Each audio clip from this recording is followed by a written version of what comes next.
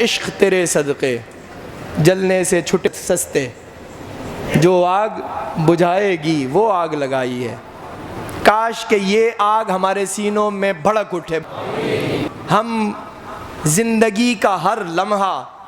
بس حضور ہی کی یاد میں گزارا کریں، مدینہ منورہ کے تصور میں گزرے، کوئی آپ سے کبھی کوئی اور بات بھی کرے، آپ کی باتوں میں کہیں نہ کہیں یا تو حضور کا ذکر ہو یا تو حضور کے شہر مدینے کا ذکر ہو۔ یہ دنیا میں حضور کا ذکر کرتے کرتے کرتے کرتے جب وہ قبر کی منزل آئے گی، وہ ایک سوال، ما کنت تقول فی حق ھذا الرجل، اس مرد کامل کے بارے میں دنیا میں کیا کہتے رہے، حضور کے لیے کیا سوچتے رہے، حضور کے لیے کیا عقیدہ رکھتے رہے، یہ دنیا کا سوال ہے جو قبر میں ہونا ہے۔ اور میں اور آپ، اللہ کا شکر ہے، اللہ کا فضل ہے، اللہ کا کرم ہے، حضور کی عنایت ہے، ہم صبح شام اٹھتے بیٹھتے مسجد اقصیٰ کے نمازی اور میں مل کر ہمیشہ حضور کا ذکر کرتے ہیں، قبر میں کم از کم اتنا کہہ سکیں گے کہ ہم دنیا میں فقط حضور کے نغمے گنگناتے آئے ہیں۔ اور کیا کمال ہو کہ جناب جیسے ہی قبر میں وہ آئیں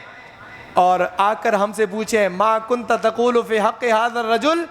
تو ہماری زبان اس بات کی عادی ہو، جو پڑھایا ہوا سبق امام احمد رضا کا ہے، امام احمد رضا کا پڑھایا ہوا سبق دنیا میں یاد کر لیں، یہ قبر میں بھی کام آئے گا، انشاءاللہ حشر میں بھی کام آئے گا۔ وہ کیا؟ سب سے اولیٰ ہو اعلیٰ،